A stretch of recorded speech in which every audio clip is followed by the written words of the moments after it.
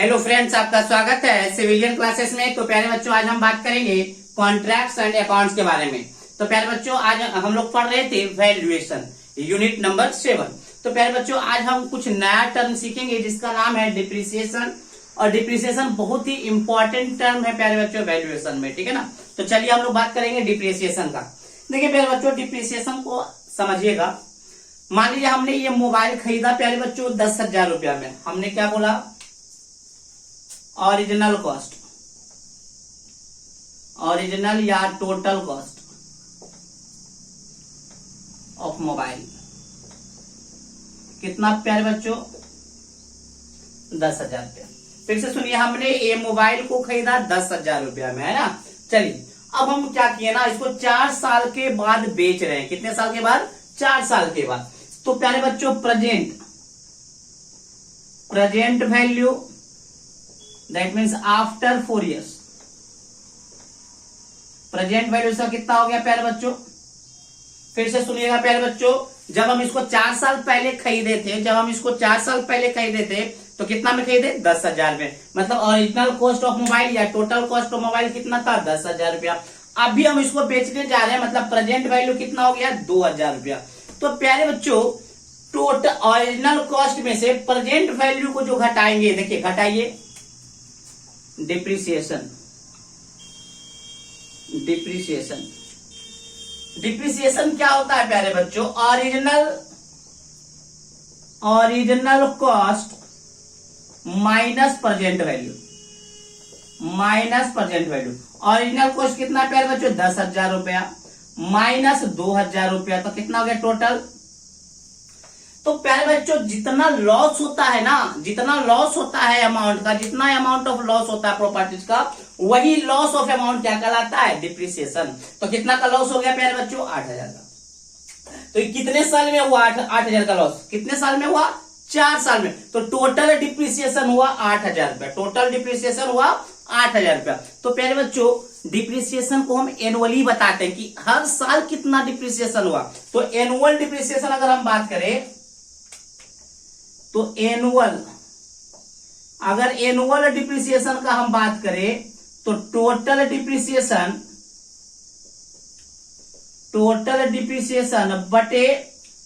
बटे number of year,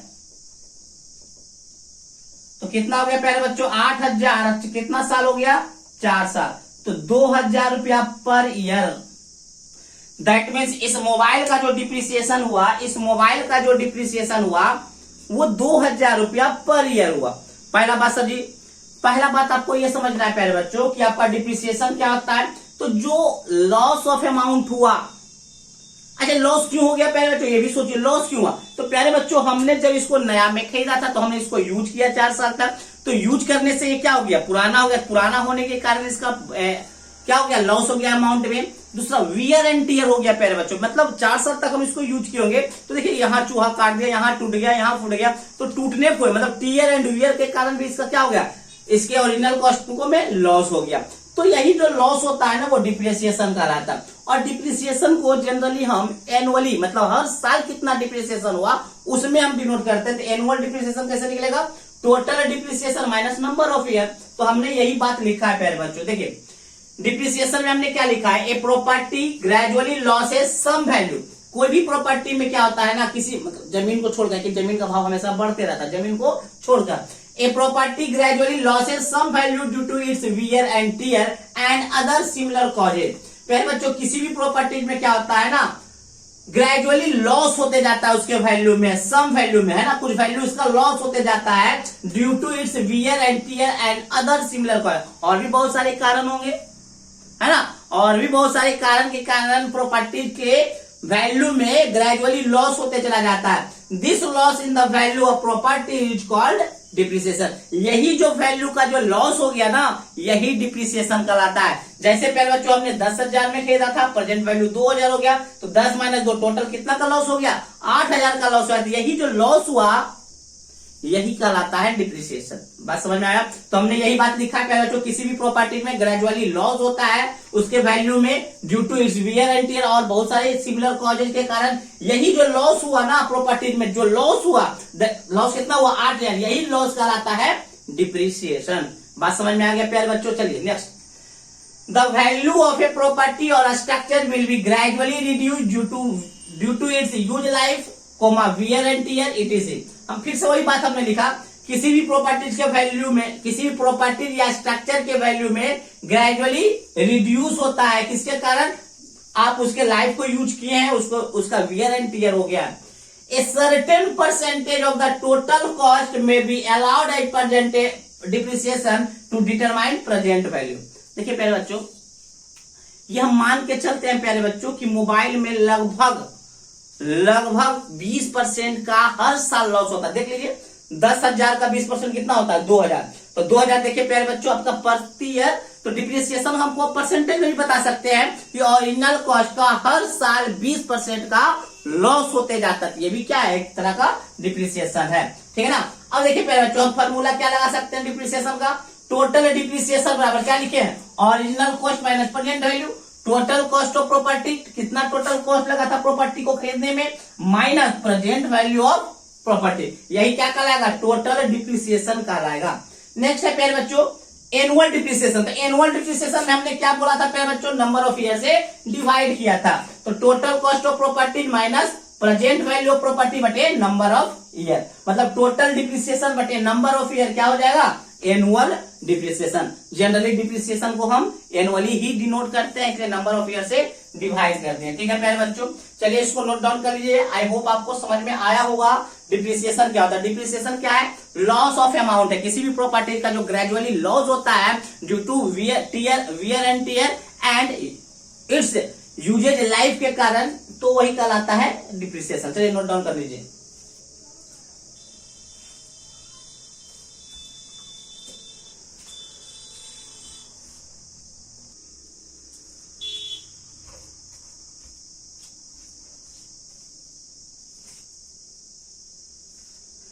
पहले बच्चों अभी हमने समझा डिप्रिसिएशन, अब हम लोग समझेंगे ऑब्सोलेंस। दोनों में माइनर एकदम डिफरेंस है प्यारे बच्चों, समझिएगा।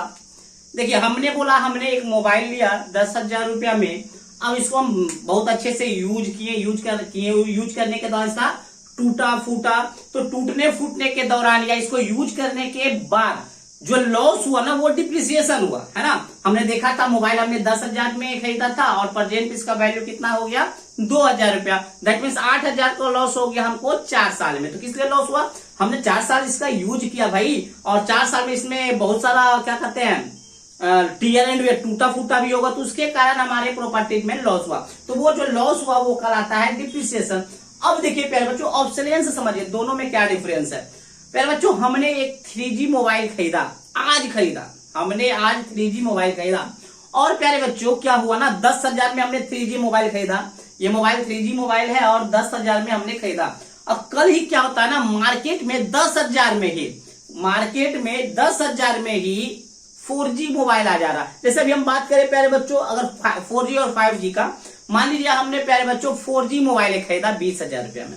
हमने 20,000 रुपया में एक 4G मोबाइल खरीदा, और अगले ही दिन 20,000 में ही 5G मोबाइल मार्केट में आ जाता है। दैट मीन्स हमने जो लिया वो तो पुराने फैशन का हो गया, पुराने स्टाइल का हो गया, डिजाइन चेंज हो गया, क्योंकि सेम ही दाम में नया फैशन आ गया, नया स्टाइल आ गया, नया लुक आ गया, या उसमें बहुत सारे फीचर्स दे दिए। तो हम क्या हो गया, हमने जो मोबाइल खरीदा 20,000 में, क्या अगले दिन ये 15,000 में भी लेने को कोई तैयार होगा? नहीं होगा प्यारे बच्चों। क्यों?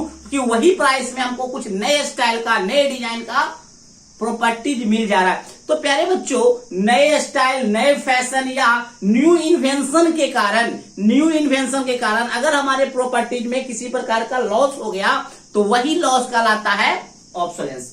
ऑब्सोलेंस में वियर एंड टियर या उसके यूज करने के कारण लॉस नहीं हुआ, नया फैशन आ जाने, मार्केट में न्यू फैशन आ जाने के कारण, नए डिजाइन का प्रॉपर्टीज आ जाने के कारण, या न्यू इन्वेंशन किसी मोबाइल का हो गया, उसके कारण अगर हमारे प्रॉपर्टीज में लॉस होता है तो वो कहलाता है ऑब्सोलेंस। बात समझ में आ गया? चलिए देखते हैं। द वैल्यू ऑफ प्रॉपर्टी और स्ट्रक्चर, किसी भी प्रॉपर्टी या किसी भी स्ट्रक्चर का वैल्यू रिड्यूस करता, किसके कारण? By its becoming out of date in style. इसके स्टाइल का मतलब आउट ऑफ स्टाइल हो गया, मतलब मार्केट में इसका स्टाइल चल नहीं रहा है, आउट ऑफ फैशन के कारण, या आउट ऑफ इन डिजाइन के कारण, या ओल्ड हो गया, किसके कारण ओल्ड हो गया? Due to new invention, new invention हो गया मार्केट में, उसके कारण इसका क्या हो गया? ओल्ड हो गया, उसके कारण इसके वैल्यू में लॉस हो गया, तो वही क्या कहलाता है? This is known as obsolescence. बात समझ में आ गया? डिप्रिसिएशन एंड ऑब्सोलेंस में अंतर समझ में आया? डिप्रिसिएशन जो होता है वियर एंड टियर के कारण या उसके लाइफ को यूज करने के कारण जो लॉस होता है वो कहलाता है डिप्रिसिएशन, और मार्केट में कुछ नया डिजाइन, नया फैशन, नया स्टाइल या कुछ न्यू इन्वेंशन के कारण अगर हमारे प्रॉपर्टी में कुछ लॉस होता है तो वो लॉस कहलाता है ऑब्सोलेंस। ठीक है प्यारे बच्चों, तो हम बात करेंगे difference between obsolescence and depreciation. Depreciation and obsolescence में क्या डिफरेंस है उसके बारे में हम लोग चर्चा करेंगे। तो सबसे पहले तो हम बात करेंगे दोनों के डिफिनीशन के बारे में। तो देखिए हमने क्या लिखा, पहला depreciation is the loss in the value of property due to its wear and tear and physical decay. Physical decay मतलब भी टूटना या फूटना। तो डिप्रिसिएशन किसी भी वैल्यू में वह लॉस है, मतलब क्या बोले, डिप्रिसिएशन क्या है? लॉस है, किसी भी प्रॉपर्टी के वैल्यू में लॉस है, किसके कारण? Due to wear and tear और फिजिकल डीके के कारण। जबकि ऑब्सोलेंस हमने क्या बोला? ऑब्सोलेंस भी क्या है? Obsolescence is the loss in the value of property. Obsolescence भी किसी भी प्रॉपर्टी में लॉस को ही दर्शाता है, बट किसके कारण? Due to change of design, change of fashion, change of new invention के कारण।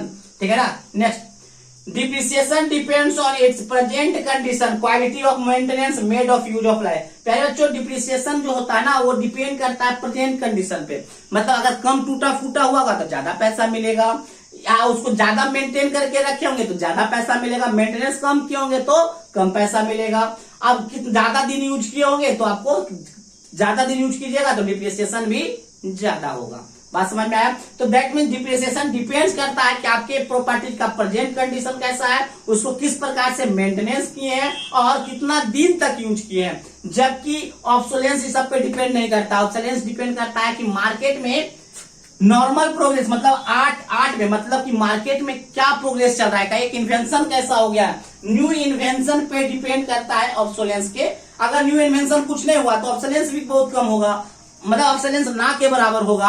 अगर कुछ न्यू इन्वेंशन हो गया तो ऑब्सोलेंस बहुत ज्यादा होगा, लॉस बहुत ज्यादा होगा। Next, depreciation varies according to the age of the property. हम पहले ही बता चुके हैं पहले बच्चों, जितना ज्यादा एज हो जाएगा प्रॉपर्टीज का उतना ज्यादा डिप्रिसिएशन होगा। मोर ऑफ द एज, जितना ज्यादा एज होगा more will be the amount of depreciation.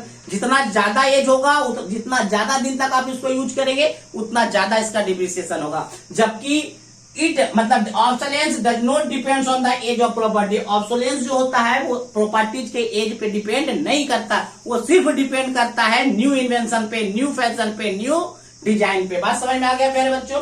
चलिए अब हम बात करेंगे there are different method for calculating the amount of depreciation. प्यारे बच्चों, कितना डिप्रिसिएशन होता है किसी प्रॉपर्टी में वो हम कैलकुलेट कर सकते हैं। उसके बहुत सारे मेथड है, मेथड को हम लोग देखेंगे भी, हम लोग आगे पढ़ेंगे भी। कैलकुलेशन ऑफ डिप्रिसिएशन मतलब method of calculation of depreciation, मतलब कौन कौन से मेथड्स हैं डिप्रिसिएशन कैलकुलेट करने के, वो सब देखेंगे। तो हमने क्या लिखे, there are different methods for calculating the amount of depreciation. Depreciation के अमाउंट को कैलकुलेट करने के लिए बहुत सारे मेथड है, जबकि ऑब्सोलेंस को कैलकुलेट करने के लिए कोई भी मेथड नहीं है। At present there is no any method for calculating the obsolescence. बात समझ में आया प्यारे बच्चों? तो आज हमने देखा कि डिप्रिसिएशन क्या होता है, फिर हमने देखा ऑब्सोलेंस क्या होता है, फिर हमने देखा दोनों में डिफरेंस क्या है। ठीक है प्यारे बच्चों? तो चलिए अगले क्लास में हम लोग देखेंगे method of calculating the depreciation. ठीक है प्यारे बच्चों? चलिए इसको नोट डाउन कर लीजिए। आज के लिए बस इतना ही। Thank you.